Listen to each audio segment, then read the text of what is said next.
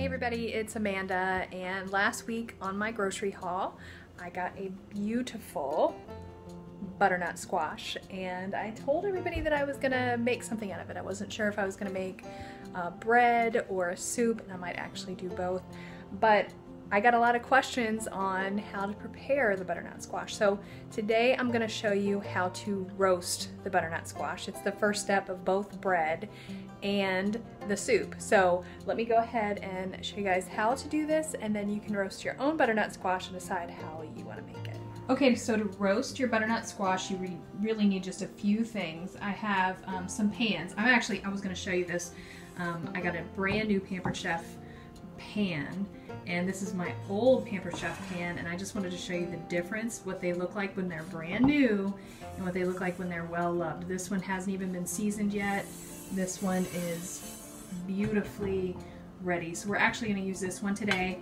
This one we're going to put aside, but I just had to show you that. Anyway, so we have our large baking pan. It's got to be big enough to hold your squash when it's split in half. So this will hold both halves very nicely.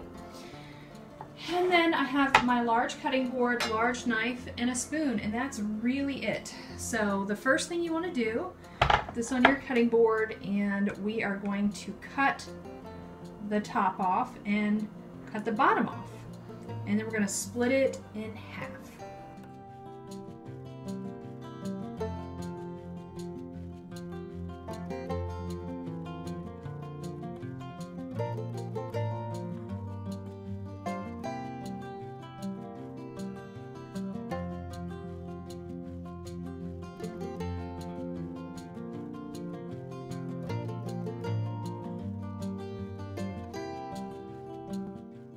With you, the hardest part is cutting it in half. Okay, now we have our squash cut in half, and we're just going to take our spoon and we're going to scoop out all of the insides.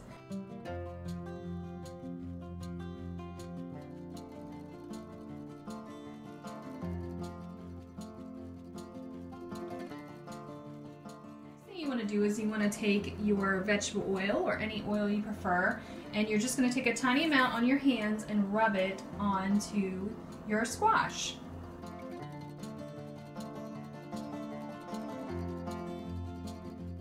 You are making just a savory dish, just soup or some other savory dish, then I would recommend here putting salt and pepper on your squash. But I am going to be making a sweet bread with some of my butternut squash, so I'm not going to put any salt and pepper on it, but just something to be reminded of if you're going to make something savory, salt and pepper. Instead, we're just going to take this and put it face down on our Pampered Chef pan. The last step is to put some water in the pan. You really want to just have some water covering the bottom. So it really depends on the size of your pan. You just want to make sure it's there, so this you're going to get some good caramelization. While it's in the oven, you're going to let all this water evaporate. So we have the water. We're going to go ahead and put this in the oven now. You're going to put your oven on 375 degrees and put your squash in. Cook for about 45 minutes. We're just going to make sure it's nice and soft when it comes out. Check it, prick it with a fork, and it should be completely tender and ready to be mashed, kind of like potatoes, so it should be super soft. So we'll see you in about 45 minutes. Okay, you can see what it looks like. You can see the water has dried up and it's gotten ooey gooey, and oh, when I pierce that with a fork, that is so soft. Okay. So let's flip this over so you can see what the inside looks like.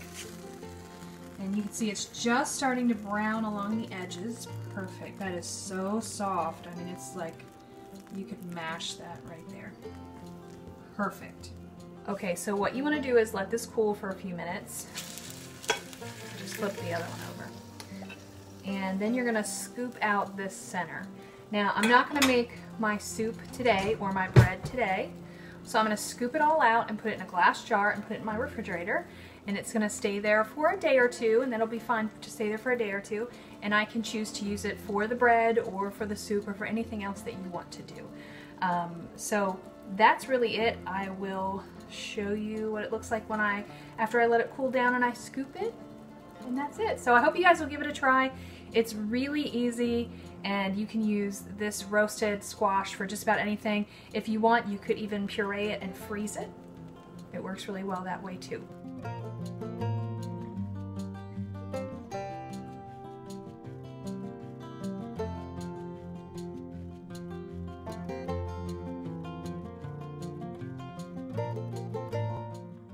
We'll see you next time. Bye. Hey, thanks for watching. I'm really glad you came to visit us here at the Fundamental Home.